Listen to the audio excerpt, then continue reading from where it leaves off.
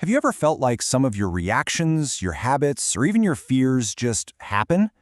As if you're not fully in control? Well, it turns out a huge part of our behavior is shaped by these powerful, hidden processes going on in our minds. Today, we're going to pull back the curtain on your brain's secret programming.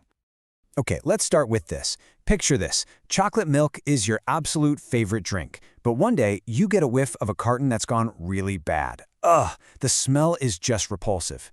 Now, logically, you know it was just that one time, but even the thought of fresh chocolate milk makes you feel a little queasy. Why does that happen? Or how about this one? You find yourself sitting in the same exact, unassigned seat every single day in class. It becomes your spot, right? And if you walk in one day and someone else is sitting there, it feels weird, wrong even. You might find it hard to concentrate somewhere else. It's just a chair, so what is going on there? Well, these feelings aren't random at all. They're learned.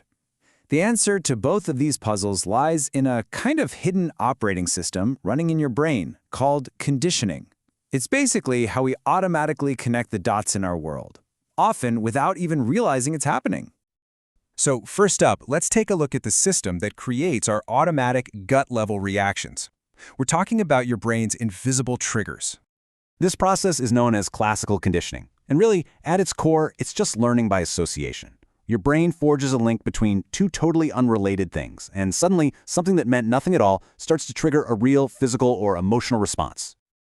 And the story of how we figured this all out? It's an absolute classic. It involves a scientist named Ivan Pavlov, some very hungry dogs, and, you guessed it, the sound of a bell. So let's break down his famous experiment. Okay, so step one. It starts with a simple, hardwired reaction. A dog sees food and it starts to drool. This is totally automatic, no learning is required. In the scientific lingo, the food is the unconditioned stimulus, and the drooling is the unconditioned response. It just happens. Step two. Next, you introduce something that means absolutely nothing to the dog, a ringing bell. At first, this neutral stimulus gets zero reaction. It's just noise, nothing to see here. But then, and this is the key, Pavlov started pairing the two. He'd ring the bell, and then immediately present the food. Ring food, over and over and over.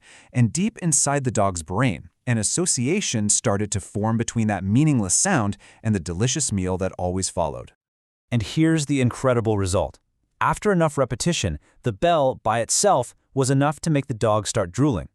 The bell transformed from just a noise into a conditioned stimulus, creating a new conditioned response. The dog's brain had literally learned a new trigger for an old behavior. So who cares about drooling dogs, right? Well, we do, because this exact same process is shaping us every single day. It's the engine behind so many of our irrational fears and phobias.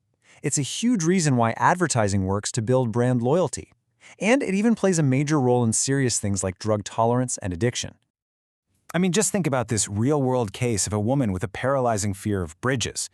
A therapist eventually discovered her fear wasn't even about heights. It was a whole chain of learned associations. A childhood warning about drowning led to a fear of water, which then became a fear of rivers. And since she always saw rivers from bridges, her brain linked the two until the bridges themselves became absolutely terrifying. Okay, so classical conditioning explains our automatic gut reactions. But what about our choices? The things we decide to do. For that, we need to look at another side of our brain's operating system, learning by consequences. This type of learning is called operant conditioning, and the idea is really simple. Our behavior is shaped by what happens after we do it. We are basically wired to repeat actions that bring us good things, rewards, and to avoid actions that lead to bad things, punishment.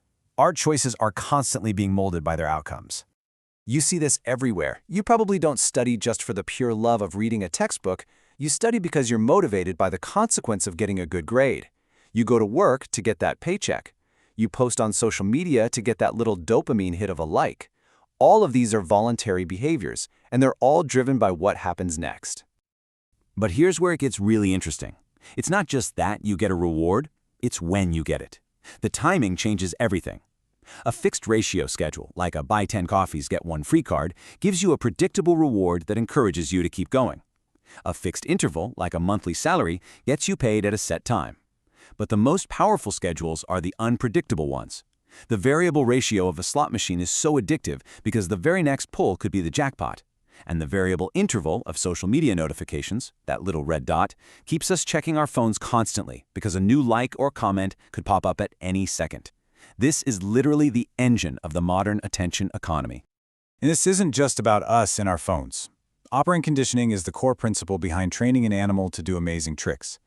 And it's used by parents and teachers to help shape good habits in kids by rewarding all the small steps they take toward a bigger goal. It's a really powerful tool for learning. So we have these two incredibly powerful systems running in the background of our minds, one for our automatic reactions and one for our voluntary choices. Let's put them side by side and see how they're really pulling the strings. Okay, here is the key difference, boiled down. With classical conditioning, the trigger comes before the behavior. The bell rings, then the dog drools. It's involuntary. With operant conditioning, the driver is the consequence that comes after. You push the button, then you get the reward. It's a voluntary choice. They're really just two sides of the same learning coin. But, and this is so important, these two systems don't operate in a vacuum. They are constantly working together, weaving this complex fabric that is your daily life. They shape what you love, what you fear, why you work so hard, and why you procrastinate. They are, in a very real way, the invisible architects of your habits, your preferences, and a huge part of what makes you, well, you. So there you have it, a little glimpse into your brain's hidden operating system. Now that you know the rules behind the programming, the final question really is, can you start to see the strings in your own life? Thanks for joining us.